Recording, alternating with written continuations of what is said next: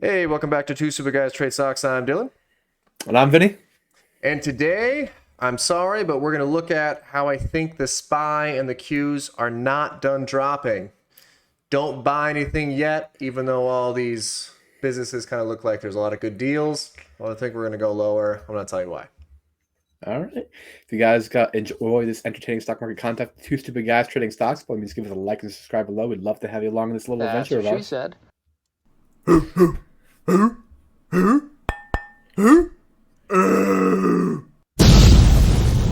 Two Stupid Guys Trade Stocks. I had to sneak that in there because you messed up on the thing. Yeah, words are hard sometimes. Fair. All right. Who are these guys? Oh, classic Grandpa Warren Buffett there and G Money Michael Burry. That's my new nickname for him. Burry's been calling that there's going to be a drop for a very long time, that this isn't really the drop. He came back on Twitter. I believe he's already gone again. That's a good question. I honestly don't know. I checked a couple days ago and he still had something. At least I tried. It was like a nice cryptic tweet from him. This is funny. Perfect. We're going to talk a little bit about the Buffett indicator here in a second, but like it just came out today that Warren Buffett bought $50+ billion in stock over the first quarter of 2022. So, does he really believe in the Buffett indicator? I don't know. That's a good That question. is interesting because we're going to look at that. Seems very contradictory. Yeah. So this is Y charts. Okay, guys, it's actually pretty cool technology. On your left here. Oh, let me move our faces. You want Yeah. to go over this for Benny? So the whole basic idea of the Buffett indicator is that you're using a ratio of the stock market capitalization to gross domestic product, which is the total output of the U.S. economy. It's just a gauge of value comparison. That's all it really comes down to, and then it allows you to track and compare that different time periods in history relative to what the production was at that time period of history. Right.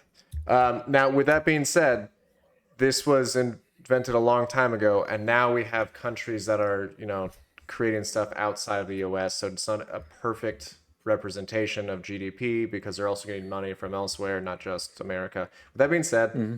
we're still very, very high. With this dip, everyone thinks that we're like, oh, we got to be correcting here. But aren't we? This is Yeah, a total value of all publicly traded stocks versus GDP. yeah. So you're still talking about not quite double anymore, but like up in that territory. I prefer the one that has the standard deviation lines on it.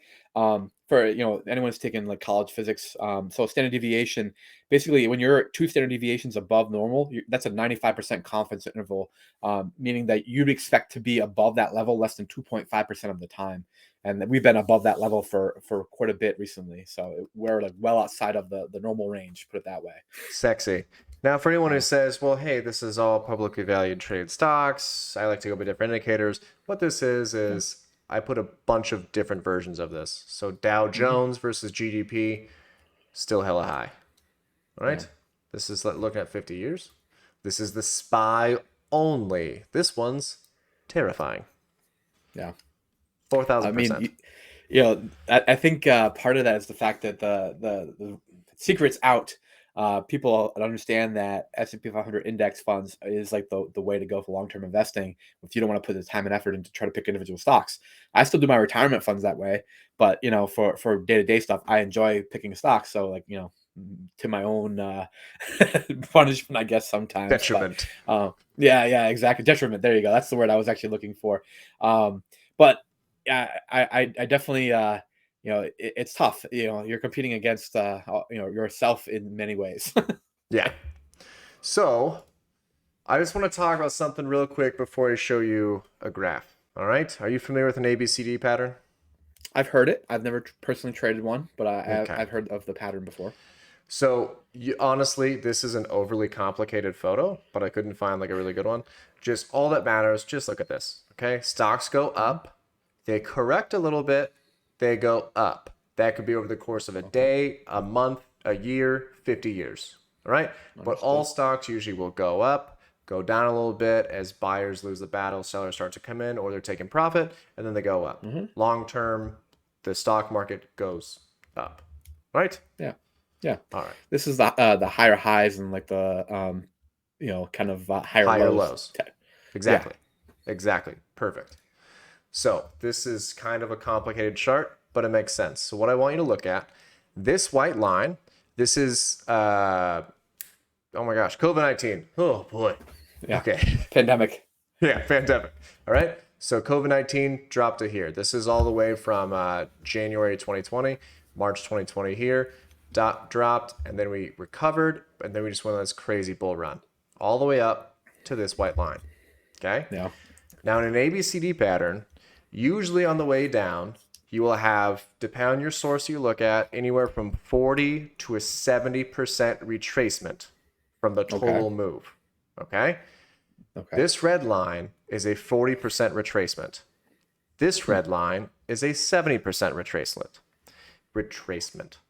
We Hmm. have a lot of fundamental problems in the US economy right now that would, in my opinion, show we would be closer to that 70% retracement. We have interest rates that are shooting up.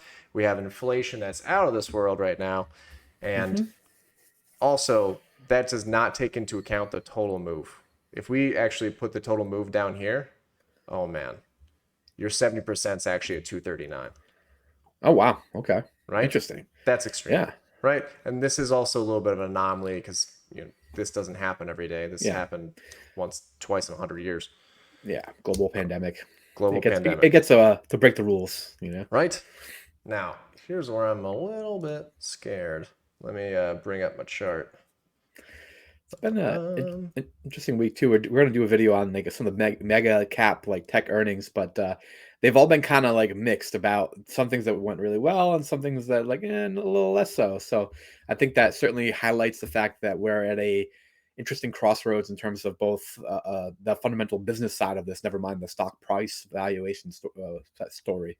yeah, I'm going to zoom in. This is very, very zoomed out. This is recently. Okay. This is about a little over this year. This is a little bit of December here. We're obviously Okay. going down. Every single time we build up, look at this. It's tiny low volume. That's not Hmm. good.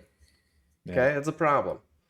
Then as we go down, even on the days that we fight up, we're like, all right, this is great. It's followed by a giant, just straight down day, just getting struck down. We have a great Yeah. day. We're like, all right, interest rates are easing up a little bit. This is going to be a great time. And then, dead, right? Now we have not set a new low for some time, which is sitting at, what is this? 410.64. However, let's go to the Qs. Oh boy. Qs, they beat it, unfortunately. They beat your low. They did a nice spinning top, came up on slightly high volume, another big down bar. It's just Yeah. repeatedly happening. There's like no like let up on the gas. In my opinion, I think we're going to see 290 in the next 4 months, Wow. four Okay. to 6 months. Okay. Nice. That's not great. And you're Yeah. thinking, Well, depends. hmm? Depends. If you're Paul from Everything Money and you still have your Nasdaq Triple Q short going, maybe you think it is a good thing. Oh, he's shorting it? Yeah, he started shorting the Triple Qs, I think, in December or so. Ah, good for him, man. Yeah. Um, So, in my opinion, I think we have a little bit farther to go. I know that some of these stocks look like they have great deals right now. Amazon just dropped 14%. Nikola's Yeah. looking like a great buy. Sarcasm, not true. But like Robinhood is below PayPal, 10. yeah, Robinhood's below 10. We got all these stocks. In my opinion, I just don't think it's ready yet. I think we got another leg down here. Anytime that you start high, you actually gap up and then you just lose everything you had gained immediately. It just shows Hmm. that there's still weakness in the market and it shows that we still got somewhere to go here. Yeah. No, I can support that. I will tell you that like the another general trend I've noticed is many companies are still bullish for the second half of this year, but the rest of the second quarter, not a ton of positive like short-term guidance, I would say. Yeah. I also think inflation is playing a bigger factor than they are anticipating. But Yeah, I we mean, have a lot of fundamental factors here. was it in the supply chain shortages as well? Like I think they talked about a $4 to $8 billion shortfall in sales just the next quarter for Apple based on the supply chain issues because of the rolling COVID shutdowns in China. Yeah, somehow we are gonna have a video on earnings, just like a quick recap. So stay tuned for that. Yeah.